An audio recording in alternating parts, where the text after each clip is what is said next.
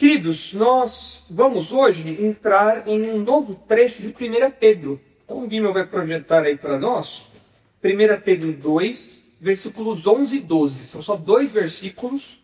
Hoje nós só vamos ver o 11. 1 Pedro 2, 11, mas nós vamos ver o 2, né? Esse bloquinho que a gente vai começar agora é uma transição. Então os irmãos devem se lembrar que a gente ficou bastante tempo estudando ali os versículos de 4 a 10, onde Pedro falou para nós da identidade do crente, quem o crente é. Agora Pedro vai transicionar para uma parte muito prática da carta. Talvez uma das partes mais práticas da carta. Ele sai dos indicativos da fé, ou seja, ele faz afirmações sobre nós, o crente é isso, o crente é aquilo e tal, para o que nós temos que fazer agora. Então ele já apresentou a nossa identidade, já nos desenhou ali, ó, os crentes são isso daqui, povo eleito, sacerdócio real, nação santa, ponto de propriedade exclusiva, tal, colocou os crentes lá em cima. Agora ele vai falar como os crentes têm que viver, e ele vai caminhar por esse trecho aí até o capítulo 4. Nessa nova sessão, ele vai falar especialmente de como deve ser o relacionamento do crente com os de fora. Como os crentes têm que se relacionar com as pessoas de fora da igreja, com as pessoas que não são crentes. Então, na sequência, os irmãos, folheando ali a Bíblia, os irmãos vão ver que depois dos versículos 11 e 12, Pedro vai falar, por exemplo, como deve ser a relação dos crentes com as autoridades. Como que o crente tem que se portar diante dos governantes, daqueles que exercem a autoridade da sociedade? Pedro vai falar isso. Será que é com revolta, queimando pneu, fazendo piquete? Não. Pedro vai falar que não é assim que o crente se comporta com os incrédulos do governo, com as instituições governamentais. Mais para frente, ainda no capítulo 2, Pedro vai falar para nós como tem que ser a relação dos servos com os senhores.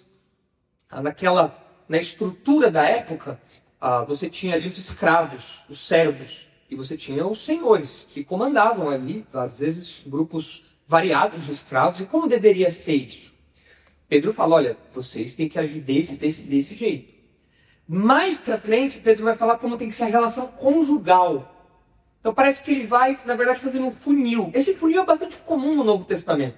Começa falando de algo um pouco mais distante, e vai chegando cada vez mais perto, no núcleo cada vez mais fechado.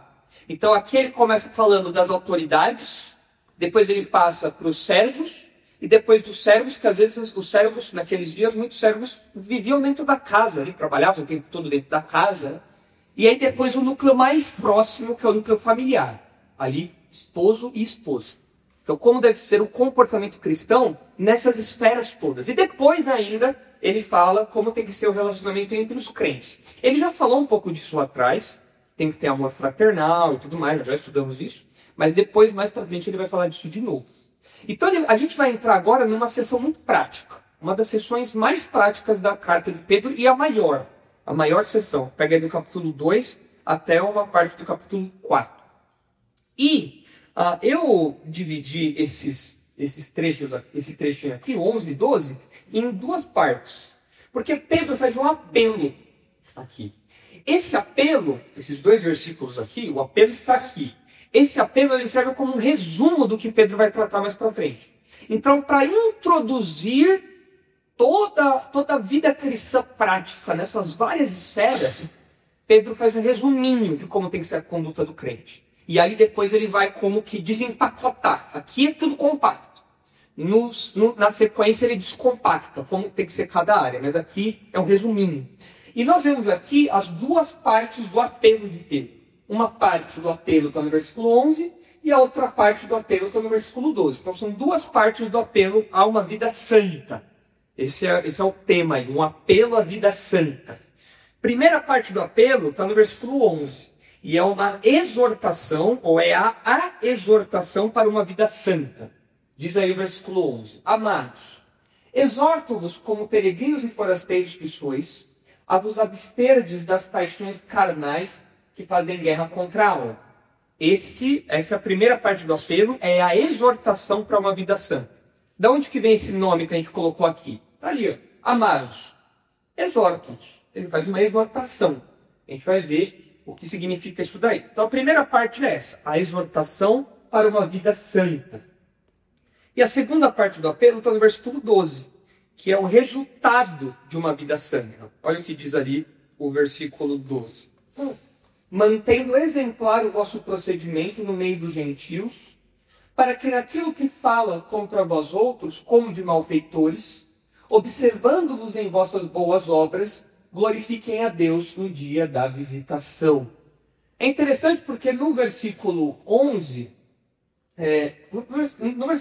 Pedro foca uma realidade interior, como a gente vai ver. No versículo 12, ele fala da relação do crente com os não crentes, né?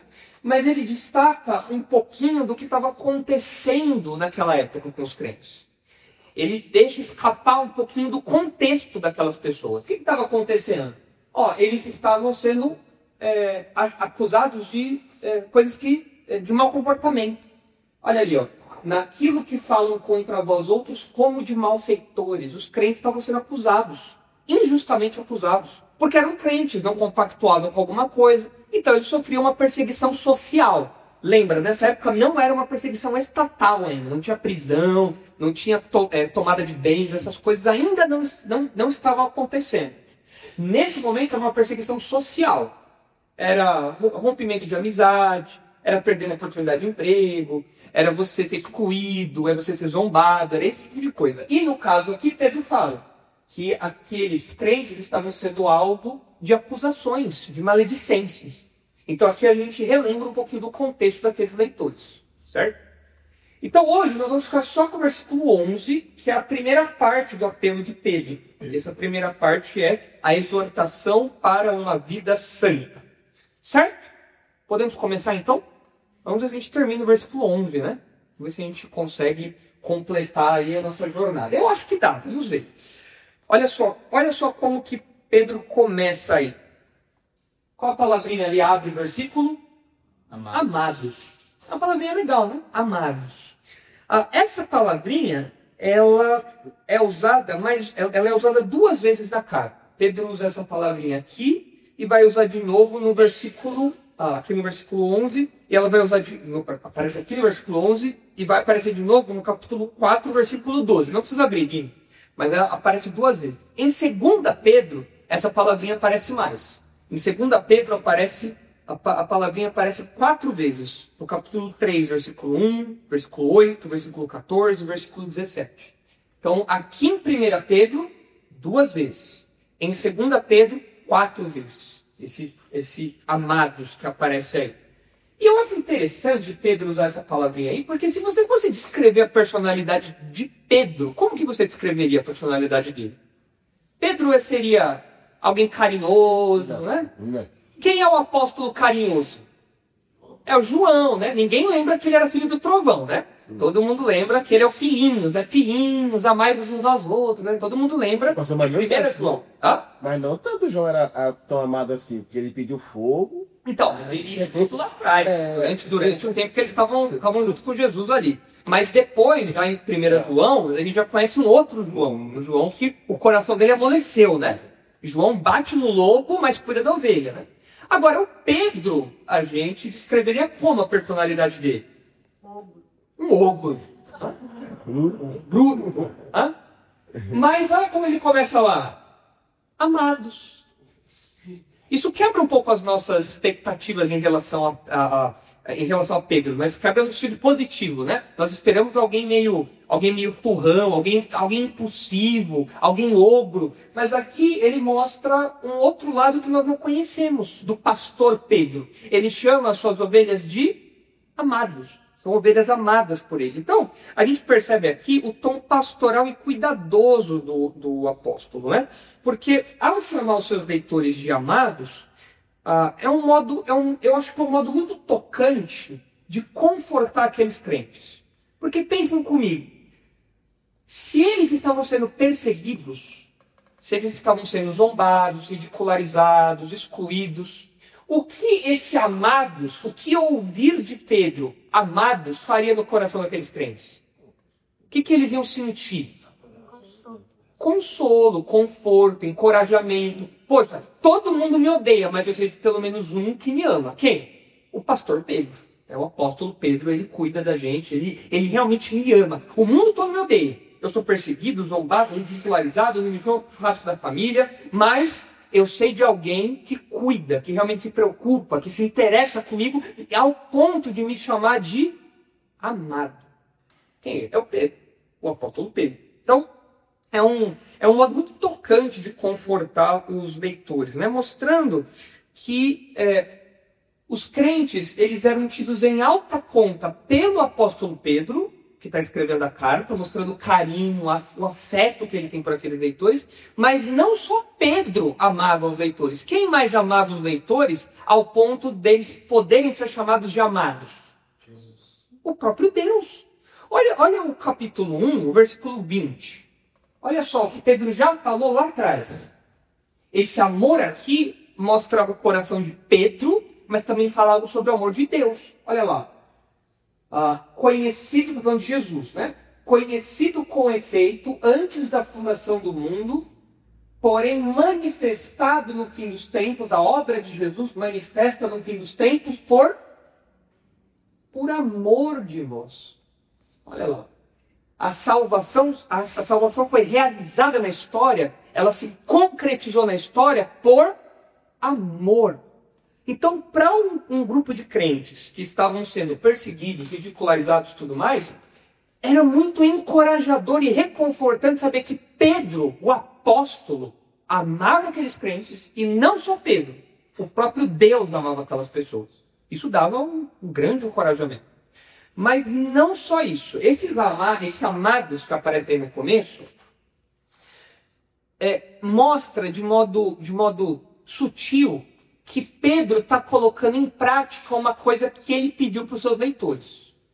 O que foi que ele pediu para os seus leitores alguns versículos atrás e que ele está colocando em prática aqui agora ao chamar os leitores de amados? Olha no final do capítulo 1. No final do capítulo 1 não. No começo do capítulo 2. Ele fala da maldade? Tá por aí, tá por aí. Da hipocrisia? Olha, tá por aí. O que Pedro ordenou como Pedro ordenou que aqueles crentes vivessem, que tem a ver com esses amados aqui. Olha aí no comecinho do capítulo 2. Despojando de toda maldade. Despojando de toda maldade, continua. De dolo, hipocrisias, invejas, de toda sorte de maledicência. Continua. E já detemente de crianças, lascívios, violento espiritual. Olha aí, cadê? Guimel, volta lá pra gente no comecinho do capítulo 2, por favor. Pessoal, vocês estão deixando passar um detalhezinho, olha só aí. Deseja intensamente? Ó, na verdade eu falei finalzinho, é o finalzinho do capítulo 1, Guimel. Olha aí, por favor, eu falei errado para vocês. É o 22, é 1:22. Não é 2:1 não, é 1:22. Olha só. Amem intensamente. Não é o comecinho do 2, é o finalzinho do 1, né? Amem intensamente, olha só. Tendo purificado a vossa alma pela vossa obediência à verdade, tendo em vista o amor fraternal não fingido, amai-vos de coração. E quem está mostrando agora que é possível e temos que colocar isso em prática? O próprio Pedro. Ó, eu pedi que vocês amassem uns aos outros. E eu, de fato, amo vocês. É muito interessante a gente ver que os autores bíblicos, eles não são hipócritas. Eles não exigem aquilo que eles não fazem. Tem pessoas que exigem o que e não vivem de acordo com isso? Tá cheio, né? Tá cheio de gente hipócrita. A gente fala, não, vocês têm que fazer isso, mas eu mesmo não faço. Né? Faço o que eu mando, não faço o que eu faço. É o ditado, né? Pedro não é assim. Os autores bíblicos não são assim. Pedro lá atrás, no finalzinho do capítulo 1, ele falou, vocês precisam amar uns aos outros. E agora, no capítulo 2, ele mostra que ele ama, de fato, os seus leitores. Tanto que ele está escrevendo uma carta para orientar, para encorajar e tudo mais. Então, ele coloca em prática aquilo que ele exigiu lá atrás. Agora é o seguinte. O crente, ele tem certeza de várias coisas. E uma delas é a certeza de ódio e perseguição, certo? Jesus disse, lá em João 15, que a gente pode ficar tranquilo que a gente vai ter perseguição, que o mundo vai nos odiar. Porque Deus nos escolheu e por isso o mundo nos odeia. Jesus nos escolheu e por isso o mundo nos odeia. Então, Jesus dá certeza que nós vamos ser odiados. E Pedro mostra para nós, pelo modo carinhoso que ele se dirige aos seus leitores, o quão importante é que no meio de um mundo que nos odeia, nós façamos o nosso amor claro para os nossos irmãos. Os meus irmãos precisam saber que eu amo eles, que eu amo a eles, que eu os amo. Eu não posso amar só em segredo, de modo indiferente, ser impessoal, relacionamento frio, relacionamento mecânico. Eu preciso demonstrar de modo concreto, de modo claro, o meu amor pelos meus irmãos, porque ao redor desses meus irmãos, eles já experimentam ódio, perseguição, tudo mais. Então, dentro da igreja, eu preciso fazer o meu amor conhecido, o meu amor claro. Porque qual que é o efeito disso no crente? Quando os irmãos se amam, eles ficam encorajados, revigorados, animados.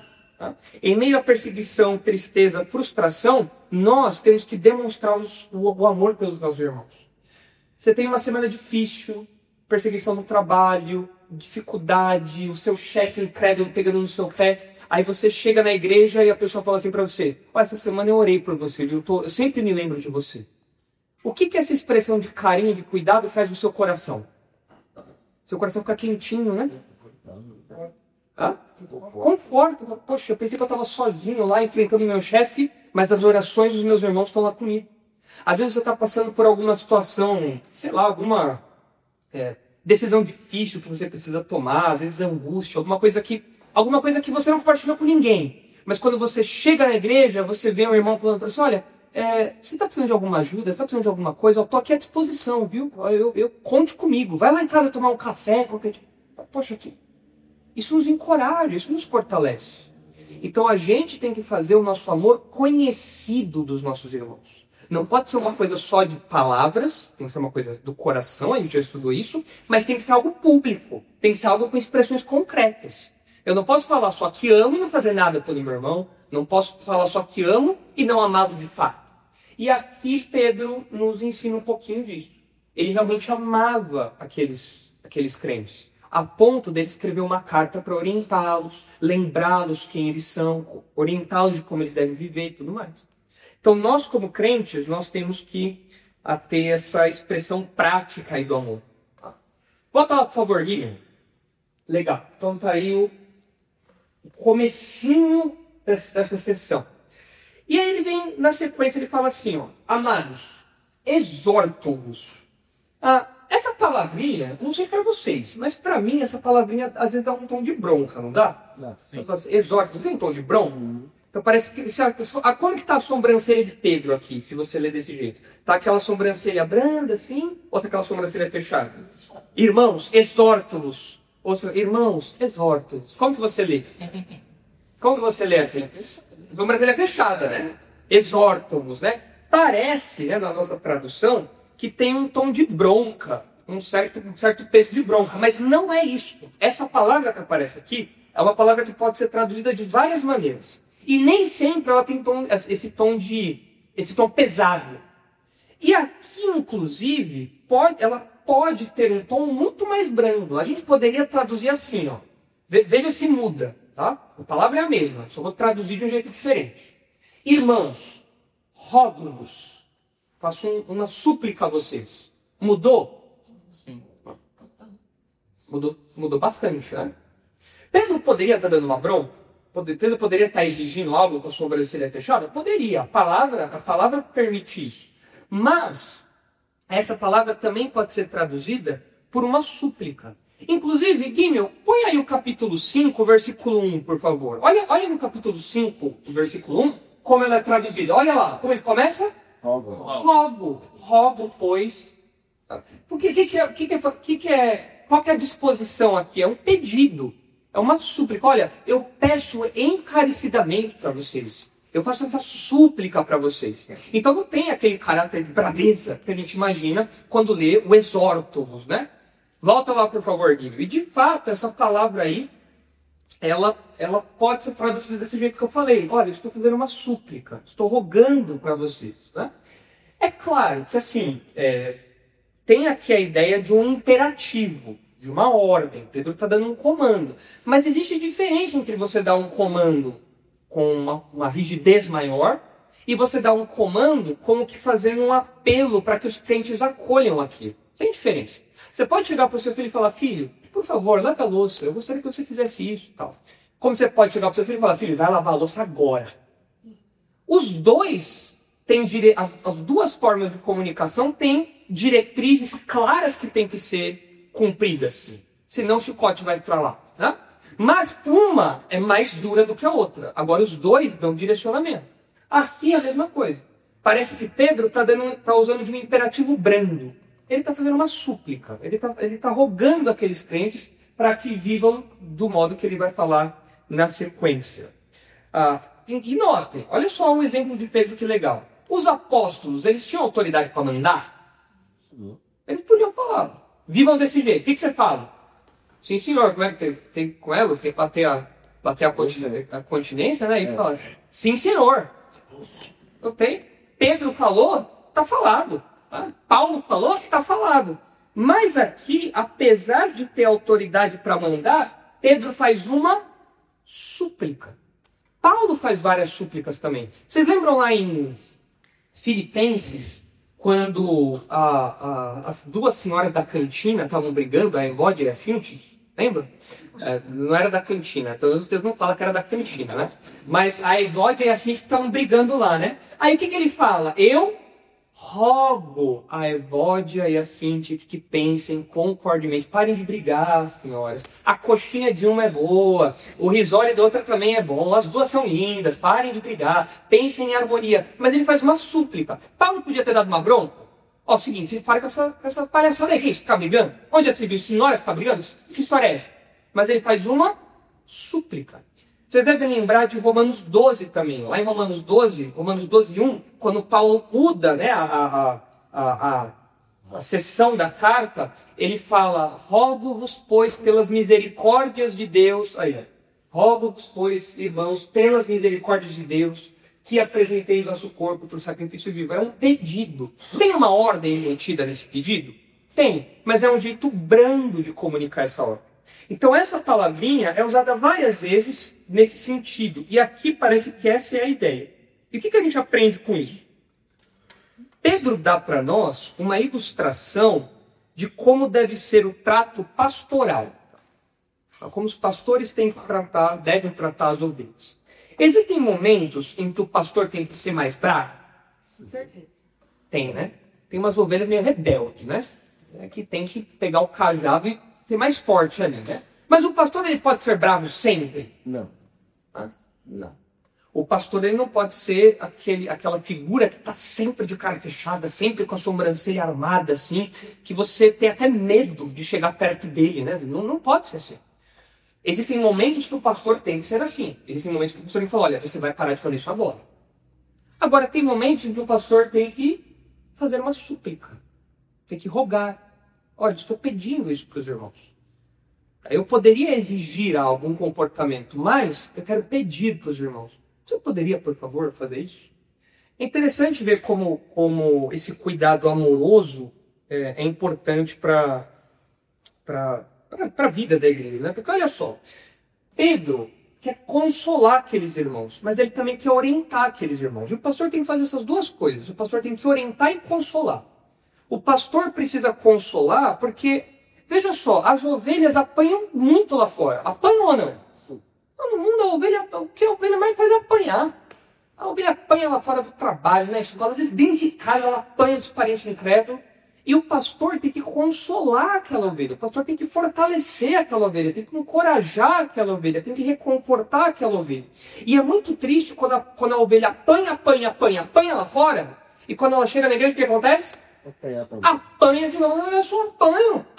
Eu sou um saco de pancada. Apanho de todo quanto é lado, a pessoa fica até desnorteada, né? Existem momentos em que o pastor tem que chamar a ovelha e falar, deixa eu limpar seu pelo aqui, né? Sua lã aqui. Deixa eu tirar toda essa sujeira aqui. Deixa eu te dar um banho gostoso aqui. Deixa eu te limpar bonitinho. Deixa eu curar suas feridas aqui. Eu preciso consolar. Então tem momentos que o pastor tem que expressar isso. O pastor tem que ser sensível a isso. Saber quando ele tem que consolar e quando ele tem que ser mais duro, quando ele tem que ser mais direto. E mesmo quando o pastor orienta, ele pode orientar sem ser em tom de bronca, como Pedro faz aqui. Isso daqui que Pedro vai falar para nós é uma opção. Você tem a opção de não obedecer o que ele está falando?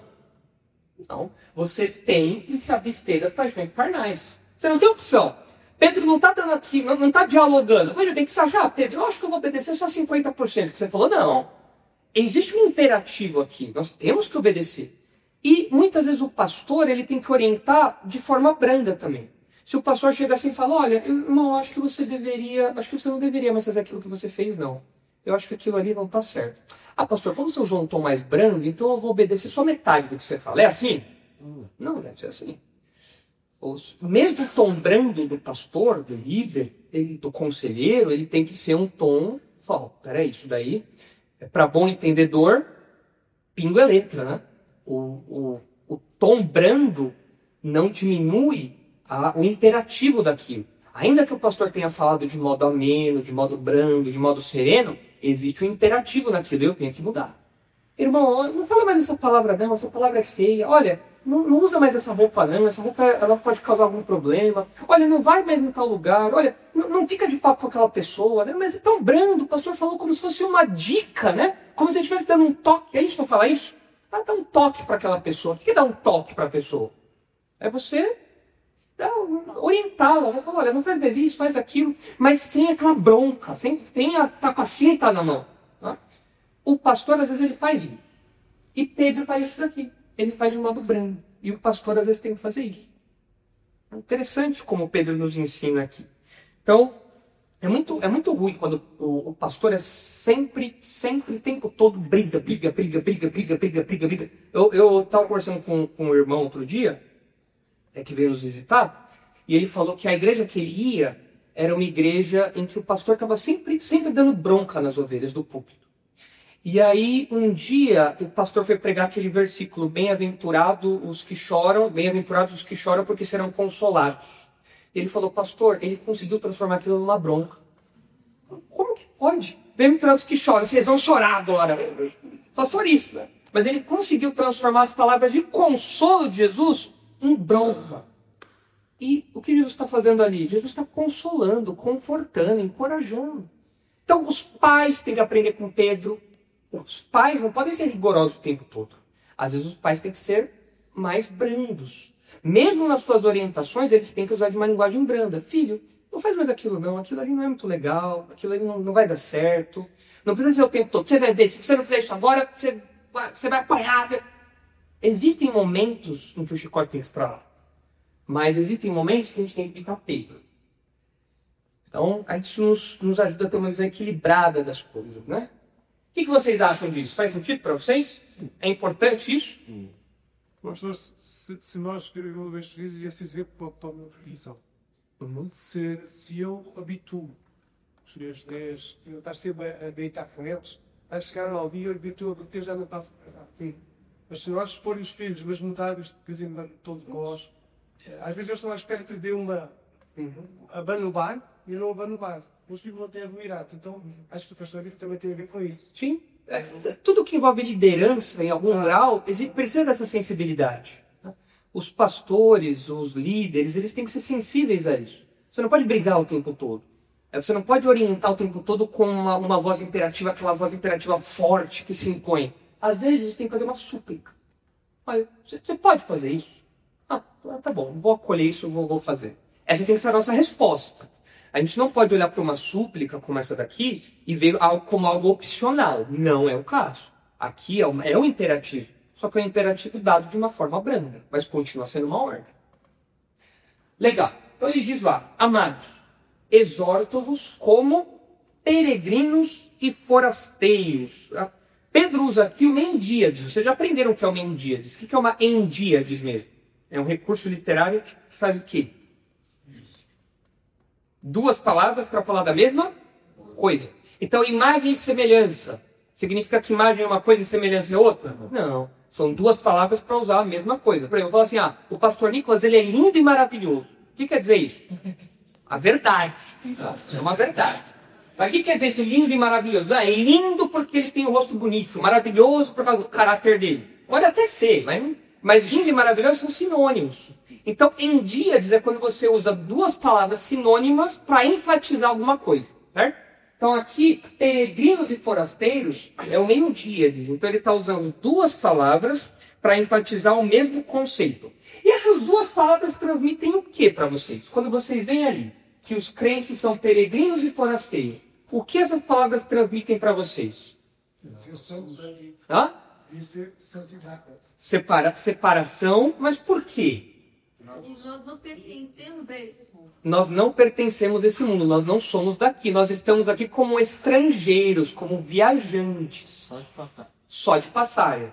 De modo literal, os leitores de Pedro, alguns desses leitores, estavam distantes de casa.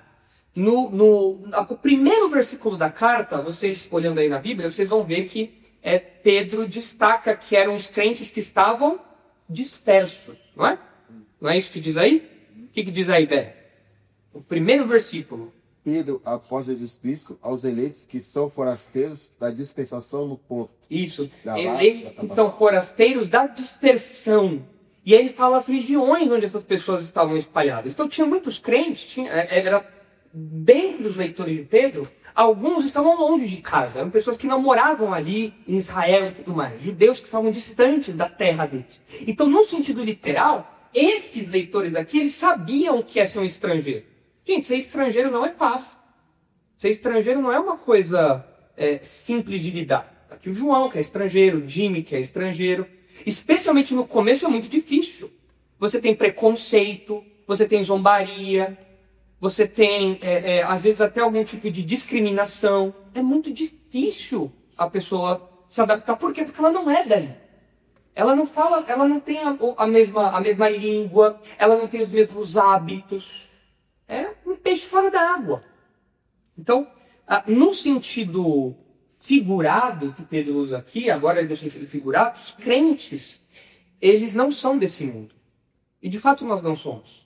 Nós não temos a língua daqui, os hábitos daqui, o comportamento daqui, as roupas daqui. Nós não pensamos como o mundo pensa. Nós estamos aqui, mas a nossa pátria é uma pátria celeste. O nosso passaporte não é um passaporte mundano. O nosso passaporte é um passaporte celeste. E isso faz haver um abismo entre nós. Existe um abismo entre nós e o mundo. Por isso que Pedro fala, vocês são peregrinos e forasteiros. Alguns deles, de fato, moravam longe. Mas, de qualquer modo, ele está incluindo todo mundo aqui. Você pode ser brasileiro e morar para cima no Brasil. Você pode ser português e morar para cima em Portugal. Se você é um crente, não importa onde do mundo você esteja, você é um peregrino e forasteiro. Você é um viajante.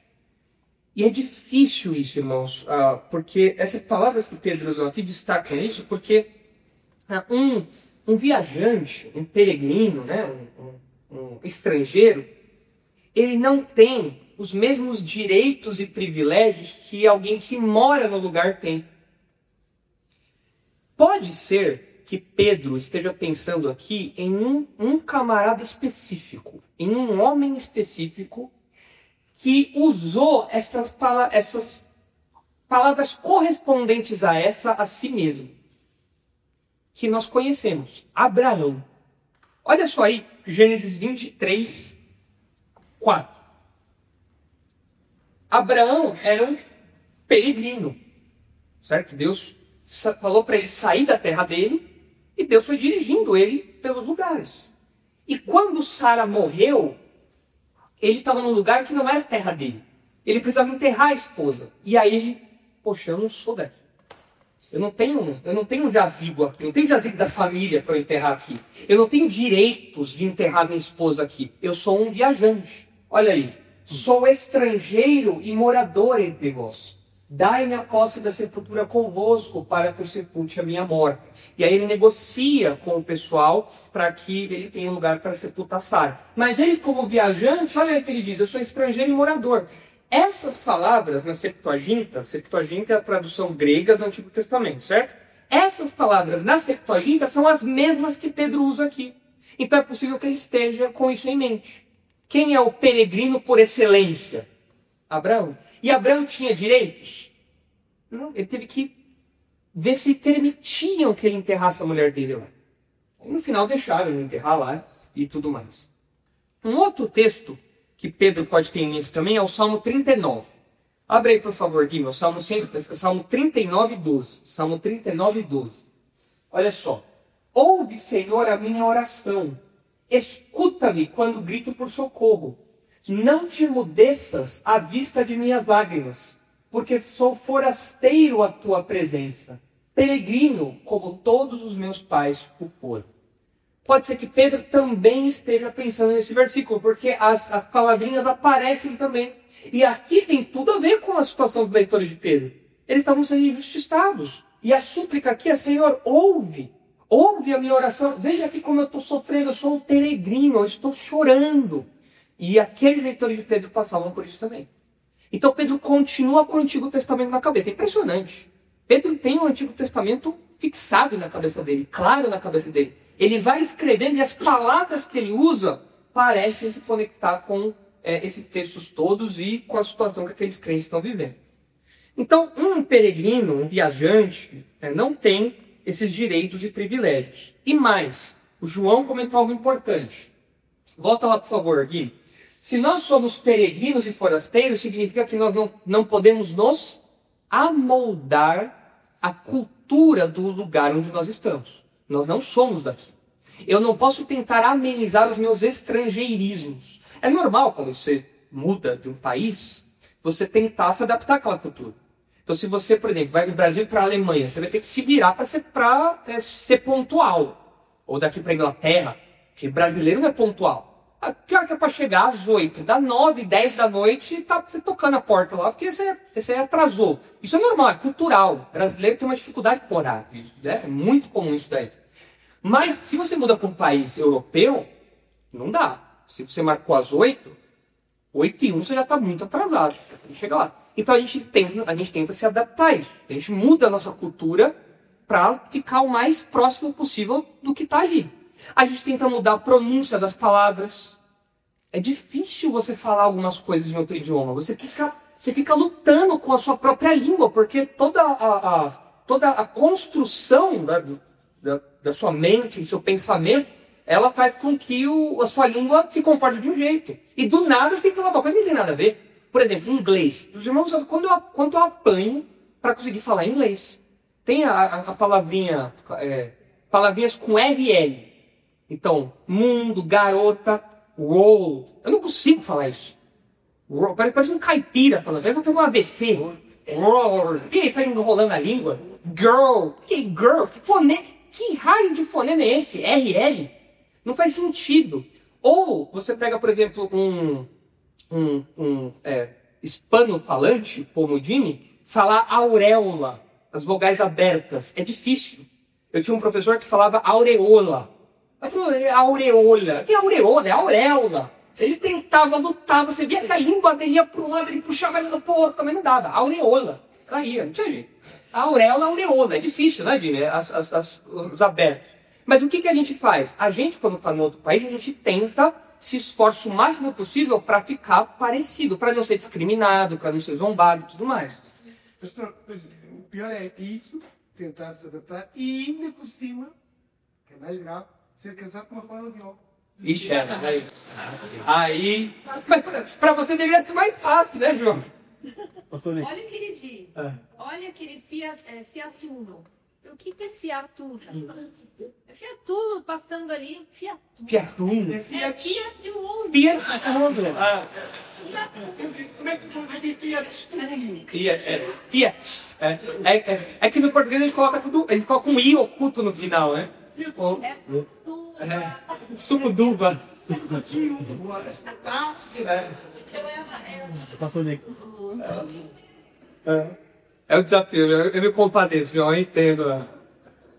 Eu já conheço um que ele veio de Marrocos.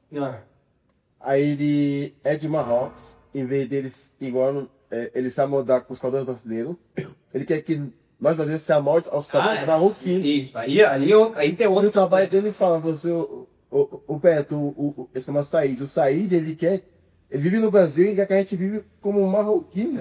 Gabriel vai querer que você participe do Ramadã também, né? Entendeu? Aí você achei, mas tá no Brasil, tem que ver como nós. Ele quer que a gente vive como ele, como marroquino. Eu trabalho com ele, sabe? Falou pra mim, né? Eu achei. Mas veja, tudo isso daí pro estrangeiro, é um desafio isso. E nós, como crentes, também temos coisas diferentes do mundo. A questão é, o crente pode se amoldar à cultura de onde ele está? Não. Essa é a exortação de Pedro. Vocês não podem se comportar como o mundo se comporta. Vocês são diferentes. Ah, mas eu vou tentar adaptar. Negativo. Você vai falar aureola pro resto da sua vida. Você vai falar fiat uno. Não vai mudar. Não vai mudar. Você vai falar suco d'uva. Vai falar, não vai mudar. Por quê? Porque a sua língua é diferente da língua do mundo. A sua mente é diferente da mente do mundo. A sua roupa é diferente da roupa do mundo.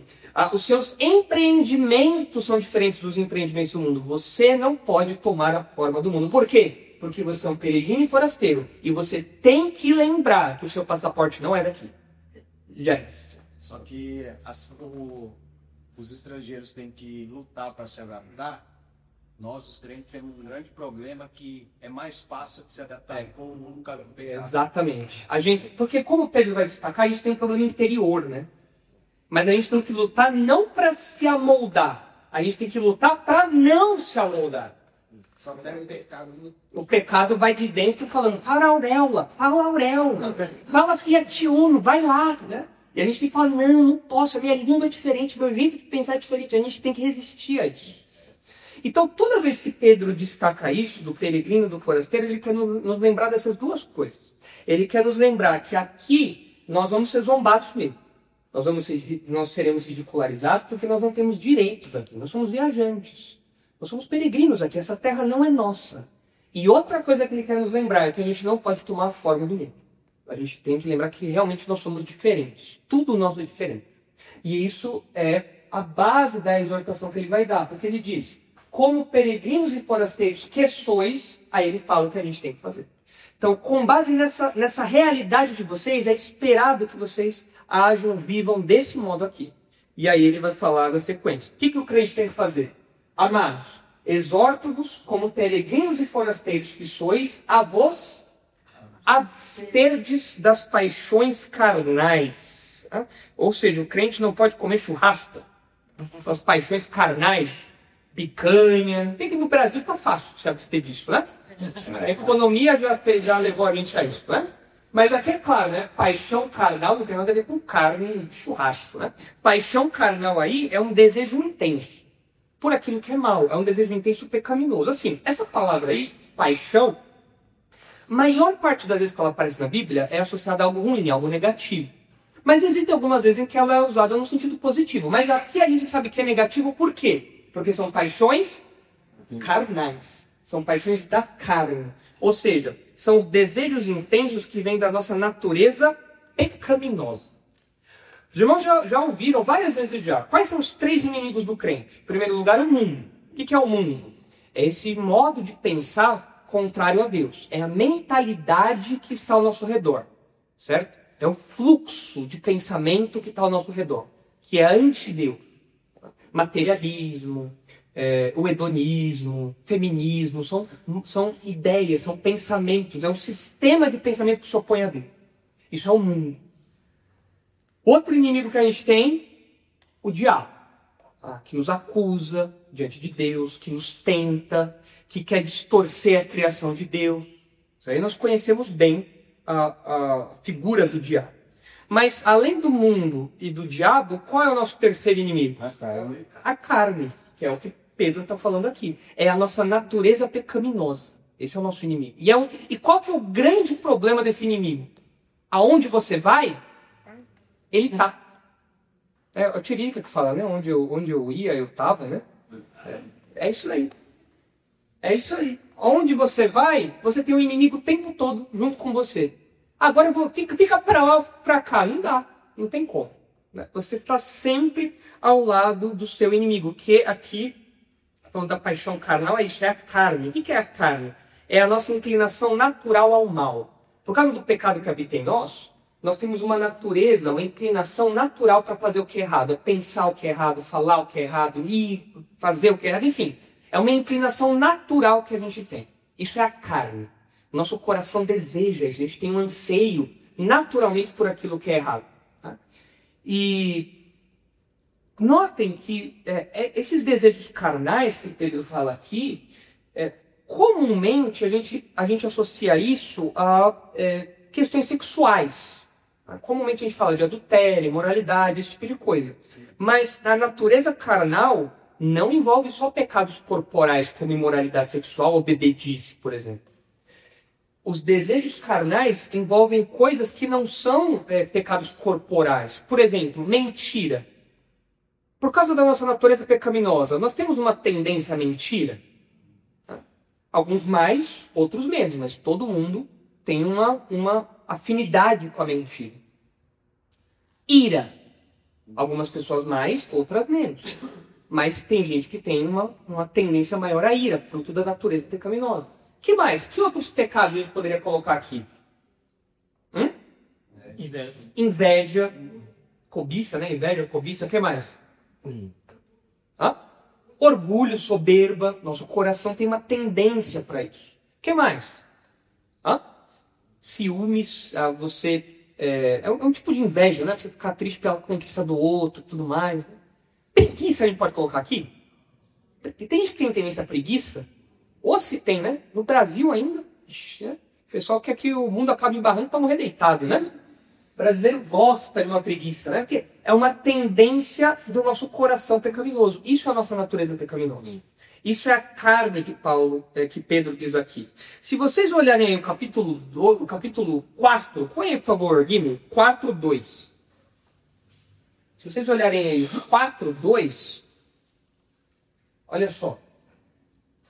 Para que, no tempo que vos resta na carne, já não vivais de acordo com as paixões dos homens. Lá ele falou as paixões da carne, aqui ele fala paixões dos homens. Que homens são esses aqui? Os incrédulos. Mas segundo a vontade de Deus, porque basta o tempo decorrido para teres executado a vontade dos gentios, dos incrédulos, tendo andado em dissoluções, concupiscências, borracheiras, orgias, bebedices e indetestáveis idolatrias.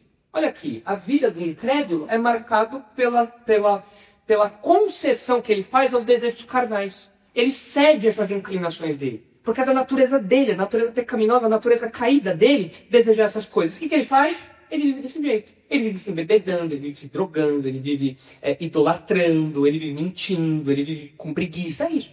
Essa é a vida do ímpio. O crente, quando ele se converte, ele perde a natureza pecaminosa?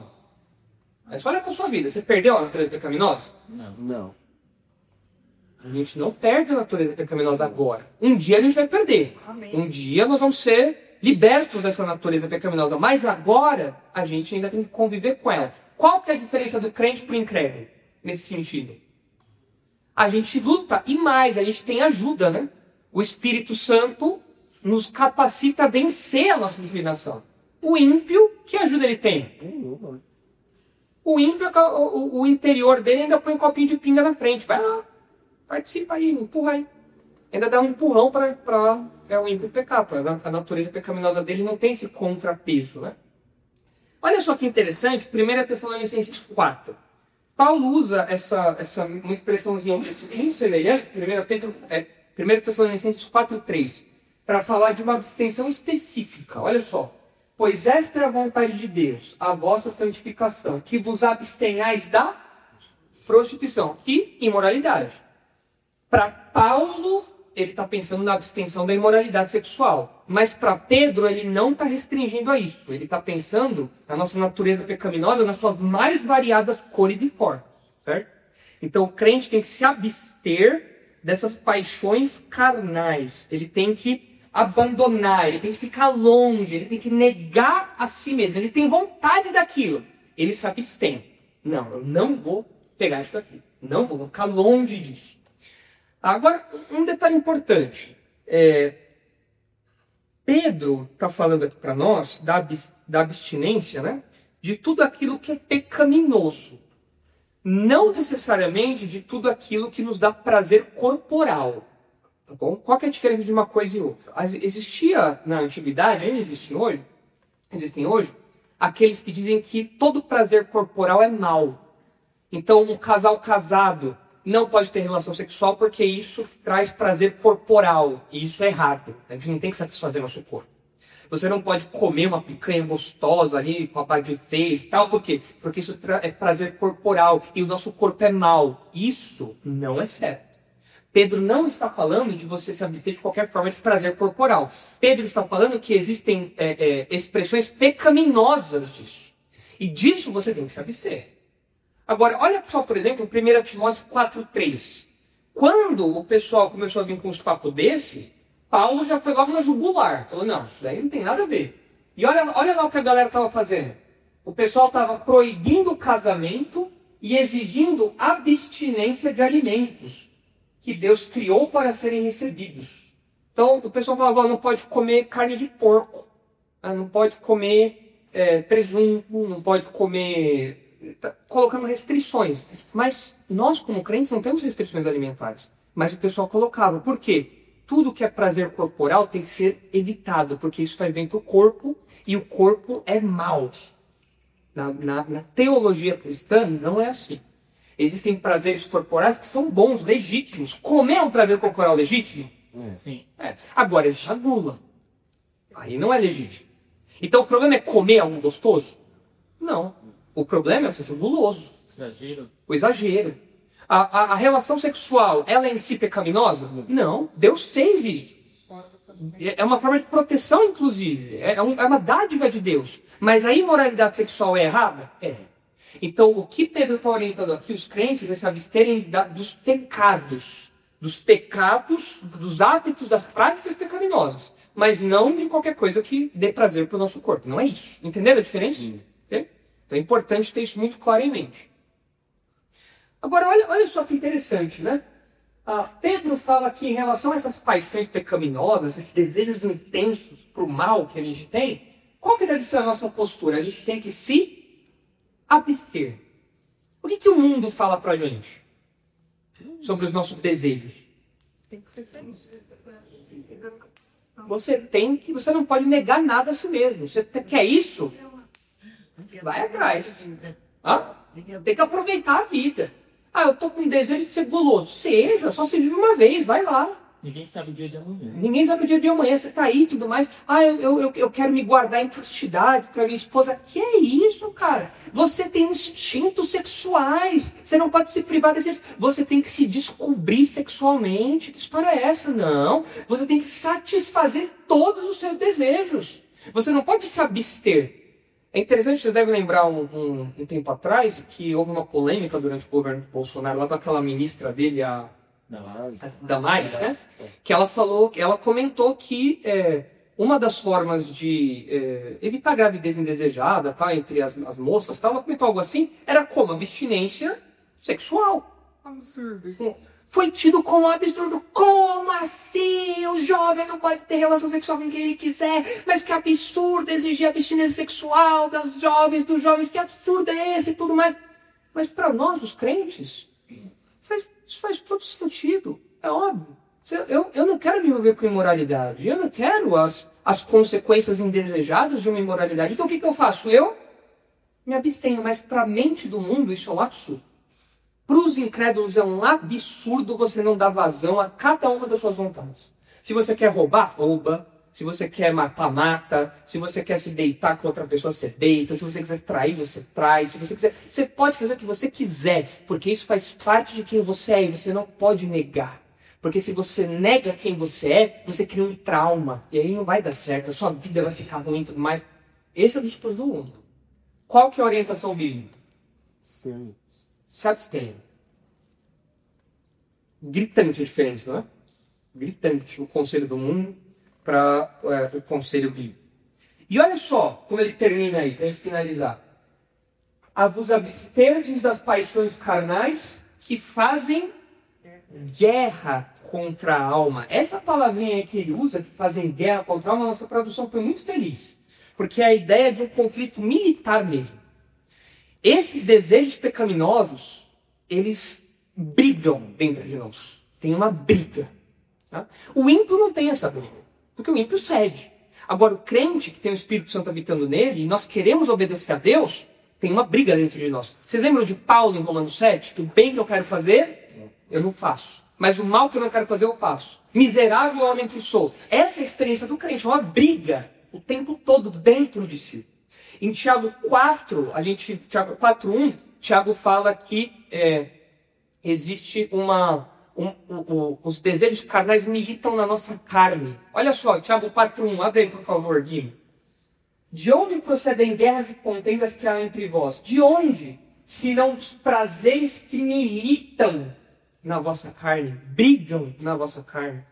Paulo, em Gálatas 5, quando ele fala do fruto do Espírito e das obras da carne, ele fala que um não se dá bem com o outro, os dois vivem em conflito. Um quer fazer uma coisa, o outro quer fazer outra. Essa é a experiência do crente.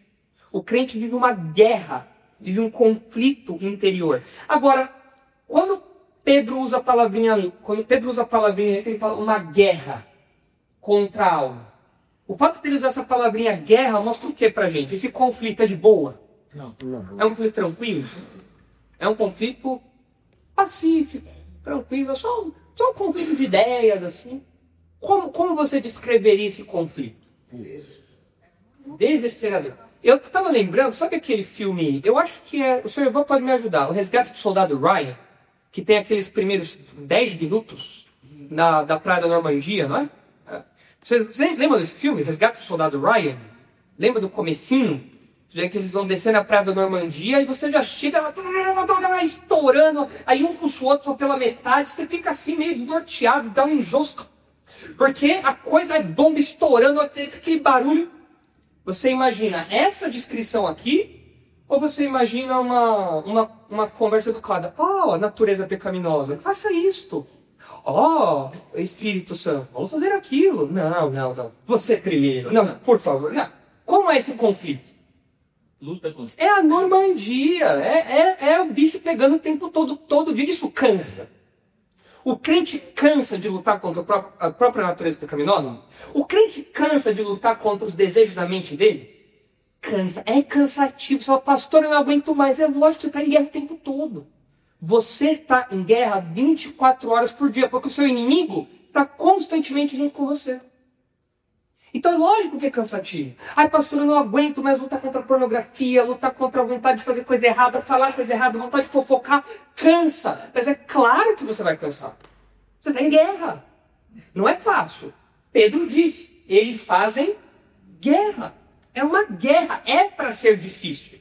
Não é fácil. Uma guerra é uma guerra. Senão Pedro não teria usado a palavra guerra, ele teria usado um diálogo ou qualquer coisa do tipo. Mas ele falou guerra. Então a guerra é difícil, é cansativo. É uma batalha que a gente tem que travar de modo intenso, violento, forte. E quando ele fala de alma, Pedro parece que ele está falando aí do nosso mundo interior. Onde a gente tem nossa mente, nossas emoções, nossa vontade. Porque é um contraste, olha só. Ele falou das paixões carnais e agora ele fala da alma. Em que sentido? Não é que nossa carne é má e nossa alma é boa, como alguns ensinaram. Não é isso. Mas é que dentro de nós existe um impulso para o mal e existe o desejo de fazer o bem, de acertar. É um conflito que acontece internamente, que acontece na nossa alma. É um conflito interior. Que a gente percebe nos nossos pensamentos e tudo mais. Jeb? Pastor, você serve também como base para a gente até fazer uma autoanálise, né? Porque se não está tendo muita... Exatamente. Porque é de acordo com a vida que se leva, né? E claro que há momentos em que você está um pouco mais... fortalecido. Mais tranquilo. Numa guerra existem momentos de tranquilidade, não é? Você não troca tiro 24 horas. Todo, principalmente com alguns pastores que se dizem bastante que a gente ouve por aí, que falam que você não precisa ter essa guerra toda. Então você já consegue enxergar, menino, tem uma coisa que é difícil de você acreditar, entendeu? Então serve para nós também. Peraí, se eu sou um crente que eu não tenho essa confusão que o pastor Miguel está falando, quanto eu tem alguma coisa errada. Então, tem alguma eu vivo em paz dentro de mim. Nossa, eu sempre passarinhos, borboletinhas, coelhinhos. Nossa, tá tudo certo. Tem alguma coisa errada. a sua natureza pecaminosa, ela está aí, ela não está dormente, ela não está inativa, ela está lutando. E ela tenta mostrar suas garras de várias formas. Preguiça, mentira, inveja, ira, tudo mais. Se você não tem nenhuma luta, tem alguma coisa errada. Provavelmente você não luta porque você não está se abstendo. Porque se abster exige luta. Não é fácil. É você tentar domar uma fera. Você pega lá, segura assim, você vai, se deixa e tal. Lá em casa a gente tem vocês sabem que tem um coelho, né? Uma fera desse e tal. E a gente eventualmente precisa cortar a unha dele. Porque a unha e o dente do coelho nunca param de crescer. Então ele tem que roer os ossinhos dele lá e tem que cortar a unha. É isso, né, Scart? Scart que estuda veterinária, isso nunca para de crescer, né? Meus irmãos, para cortar a unha daquele coelho, ele é desse tamanho, mas o bicho tem um leão dentro dele. Ele pega e vai, ele tem as patas traseiras grandonas, ele bate na gente, ele começa a arranhar a gente, uma fera. E aquele bichinho, você tentando segurar assim, ele fazendo força e tudo mais, ele fala, meu Deus, o que é isso? Fica quieto, isso é um coelho. É um mini coelho anão holandês. É um mini coelho anão. Mas ele vai, ele pega, ele fica, ele vai, bate e rói, arranha a camisa, morde a camisa. Mas é pequenininho, bicho, nervoso. Por quê? Porque eu estou tentando segurar para cortar a unha. O crente é assim. Quando você tenta segurar a natureza pecaminosa, o que ela faz? Esperneia, arranha, morde, deixa tudo. Por isso que é uma guerra. Quem tinha levado a mão aqui? Pastor, então, a gente analisando dessa forma, é como se a gente tivesse deixado de ser forasteiro e peregrino e já nos acostumamos com a cultura do local. Se isso já não faz mais... Se a gente já não tem mais guerra, é porque agora a gente está falando a mesma língua. A gente está falando a mesma língua lá fora e estamos dando vazão aos nossos desejos aqui de dentro. Então está tudo nivelado, está tudo igual. Agora, quando tem uma diferença, aí é que o conflito vem, porque a gente quer ser igual, mas a gente não pode. E aí vem a guerra. Tem. Pastor, isso me impressiona muito, assim, olhando para esse texto. Nós recebemos em casa sempre uma certa frequência algumas moças afegãs, todos já precisam do aeroporto, não vem para onde ir, vira e mexe, ligam lá para minha mãe e falam, por favor, é uma casa-abrigo. Em última opção. Não tem mais, existe um grupo de pessoas, elas vão lá para cá. Sim. E aí elas ficam uma semana, no máximo ficou 15 dias, eu acho, né? Então elas comem o que a gente come, a xerita, carne de porco. Sim. Aí elas comem o que a gente come, elas usam a casa. E por mais acolhimento que elas recebam, elas têm uma mochila e o desejo de ir embora, porque o desejo delas é os Estados Unidos. Elas querem sair daqui para os Estados Unidos. Legal. E por mais que você... Elas têm aulas de inglês, elas têm, às vezes, um emprego arrumado aqui no Brasil. O pessoal, não.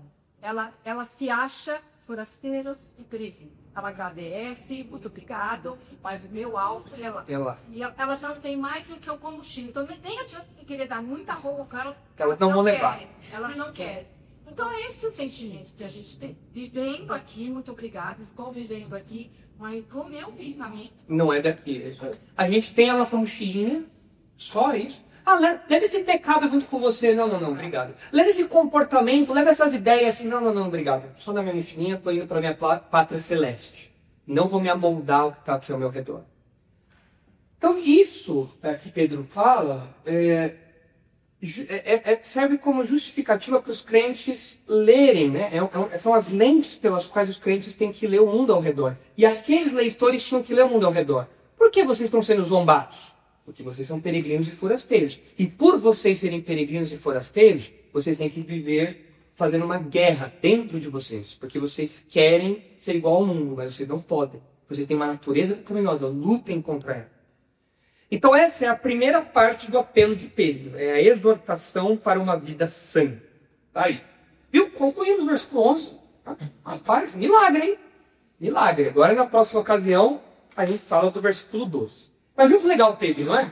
Eu gosto bastante de 1 Pedro. Ele escreve com muita vivacidade.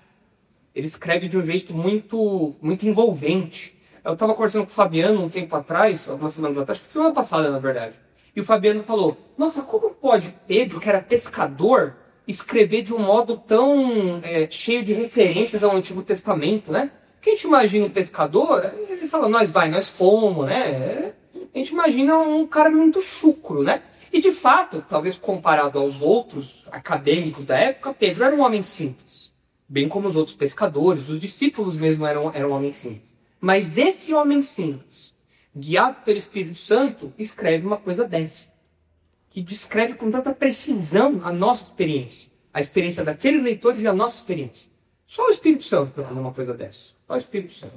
Depois em Atos lá vai dizer, né? Ele tomou a frente e começou a pregar, né? Ele surpreendeu. E coragem. Falou de Davi lá, que era um mundo. Pedro. Sim. Eu comentar alguma coisa? Vamos orar pedindo para Deus nos ajudar. Diga, Jimmy. Sim, relação àquilo dessa guerra que você falou de mim, aquilo que eu passei no quarto, sobre o que eu fazer eu passo. E todo mundo nessa guerra, todo mundo quer ganhar. Ninguém está na luta na guerra para perder. Só que aí, na vez foi questionar, você está arrumando as lições e lição para a guerra? Mas sabemos que é para você, ou está lá com ele. É por ter se dado lição com ele, eu quero ganhar, mas estou dando lição para ele. Essa guerra que nós lutamos, é interessante esse paralelo, né? De ainda que o texto não descreva isso, né? Mas é bom a gente refletir em cima disso. De fato, nós ou damos espaço, damos armamento para o nosso inimigo, ou nós nos armamos contra o nosso inimigo. Vocês devem ver lá na Europa, lá, a briga lá entre Rússia e Ucrânia, que os Estados Unidos, a OTAN tem que ficar mandando armamento para a Ucrânia resistir às investidas russas. Né? Trazendo esse paralelo para a nossa vida, a gente precisa de armamento também para lutar essa batalha. É uma batalha intensa. Onde que a gente consegue essas armas? A palavra, a oração, a comunhão nos protege também, nos fortalece.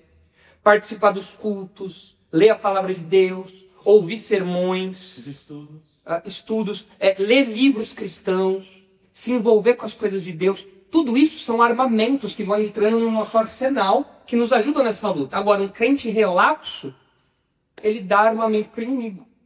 O crente relapso, ele chega lá, ele tem uma pistolinha, enquanto o inimigo tem uma bazuca lá, tem como chama aquele caça lá, Lucas, que a gente está falando, lá dos Estados Unidos, lá, como? B2, que lança lá não sei quantas toneladas de bomba lá e tudo mais, e você lá com uma pistolinha, não, vai dar certo sim, vai lá, vai nessa, vai dar super certo isso, viu? Vai dar certinho. O problema é que no mundo em que vivemos hoje em dia, essa munição que nós damos no dia está numa tese tão pequenininha, que é tão fácil você se distrair, e aí esse momento que a gente tem de tranquilidade, ao invés de você buscar munição, aí você se enche com coisinha que às vezes não é nem um pecado em si. Mas a negligência de outras coisas faz com que isso aí seja... Exatamente. Eu ia falar que em contrapartida, o espírito está se fechando cada vez mais, eu não sei vocês, mas assim, dá vontade de se isolar, né? E até a gente estava falando o quão importante a gente pergunta da igreja, porque aqui é o nosso mundo, né? Sim. Aqui é o nosso quartel-general. Aqui é a nossa zona de segurança. Não dá para fazer mais nada. Está cada vez pior, né? Então a gente se sente incomodado. Nós nos sentimos incomodados. Né? Como que está acontecendo aí? É por isso que o crente tem que viver na igreja. Se a igreja abrisse todo dia, o crente tinha que tentar estar todo dia na igreja. Para tentar pegar armamento. Tem uma igreja boa, né? Tem igreja boa. Tem igreja que é do time contrário. Tem igreja que é infiltrada. Aí não tá, né? Eu acho que ela falou a verdade. Assim, a igreja deveria ser esse quartel-general. Deveria ser como a gente viu o pastor falando domingo lá, assim, um lugar onde eu venho e eu sei que eu posso deixar minha bolsa. Deveria ser esse lugar onde a gente tem essa segurança, mas infelizmente hoje não é. E infelizmente, pelo menos na minha percepção, a grande maioria não é. Sim, também acho. A gente acaba não conseguindo essas armas ou desenvolver essas coisas porque a gente vai normatizando comportamentos que nos levam para outro lado. A maioria das igrejas hoje, elas são, na verdade, como chama? Poxa vida. Elas são pontos, né? Investidas dos nossos inimigos ali. Porque eles falam a mesma língua dos nossos inimigos. Eles têm a mesma mente dos nossos inimigos, valorizam as mesmas coisas. E o que eles dão para as pessoas é o que os nossos inimigos querem. E aí, assim, põe essa guerra num limite, assim, que às vezes é difícil a gente Às vezes não, frequentemente. Eu passei por algumas situações, nós passamos alguns meses atrás, e até estava lembrando com ele aqui, teve um momento específico, a gente teve problema de relacionamento com uma pessoa, e teve um momento específico que eu me vi dentro de um elevador com essa pessoa. E aí, exatamente essa guerra, porque a minha vontade era pular no pescoço. E aí você tem que segurar, dominar aquela ira, porque a pessoa fala com você como se nada tivesse acontecido, como se ela não tivesse feito nada, você não tivesse te ferido. E aí, né, finge demência, como a gente brinca. E aí eu me calei pra não dar vazão à ira. E aí foram, assim, coisas de 30 segundos, aquela coisa rápida de elevador, pra mim pareceu uma eternidade. Mas foi uma guerra lá dentro. Exato. Foi uma guerra. E aí, segurar isso é muito difícil. Porque quando acaba essa situação, assim, pelo menos pra mim, nessa experiência, é algo que reflete, inclusive, no físico, assim. Claro. De você se sentir exausto mesmo dessa guerra. E aí, ainda depois ter que lidar com a situação de saber que o meu sentimento... Eu tive a atitude correta de não dar vazão àquilo, mas o meu sentimento não estava correto. A luta ainda não acabou. Exatamente. Eu posso não estar ali com a pessoa, mas a luta continua dentro. Eu não dei vazão no físico, mas eu sei que dentro de mim ainda havia uma luta com relação ao sentimento. Então é bem difícil. Essa guerra é muito mais profunda do que o meio evangélico comumente pensa. E aí quando a gente fala, as pessoas falam, mas você devia ter falado, porque é normal, porque não sei o quê. Né? Você é tido como inocente ou bobo porque você prefere... Você tem que dar vazão, você não pode ser absente. Porque você prefere chorar com o Senhor lá e orar. Não, você é bobo, você devia ter falado, devia ter vazado. Beto. Eu posso ir para finalizar a minha fala aqui. Essas igrejas, como é mencionado aqui, essas igrejas, muitas igrejas estão tendo aí fora, elas sufocam como a Igreja Batista da Redenção. O pastor Marcos falou uma vez. Essas igrejas que têm a doutrina como a redenção, elas são sufocadas por essas igrejas. Até mesmo quando a gente vai conversar com eles sobre essas outras igrejas, né? Aí vai focar, mas não, isso aqui já foi. Ué, mas você não está sendo crente? A Bíblia a gente faz em prática. Não, mas... eles têm só de mudar as coisas. Entendeu? Ué, mas lá ainda tem esses negócios aí, ainda. Onde já se viu você santidade, você não é, mas aí tem vezes que é igual aquela palavra do joio, do semeador. A semente, aí vem os espinhos e sufoca. Aí essa igreja que é tipo assim, essa igreja fica sufocando, tá? A pessoa se sente sufocada porque exigindo dela. Aí tem, tipo, você falou aí, ela fica pensando, mas tá sufocando, aí a pessoa vai e se amoda de novo. Aí volta pra onde tava. É isso, irmãos. Hoje a gente vai dormir com essa pedrada. Tá certo. Vamos terminar o feriado de 9 de julho. Oportuno, né? A gente acabou de celebrar aí uma revolução constitucionalista. Agora a gente vai celebrar a briga, vai viver a briga dentro da gente. Né? Vamos continuar na nossa revolução constitucionalista, né, interior, para o resto da nossa vida aí. Até quando?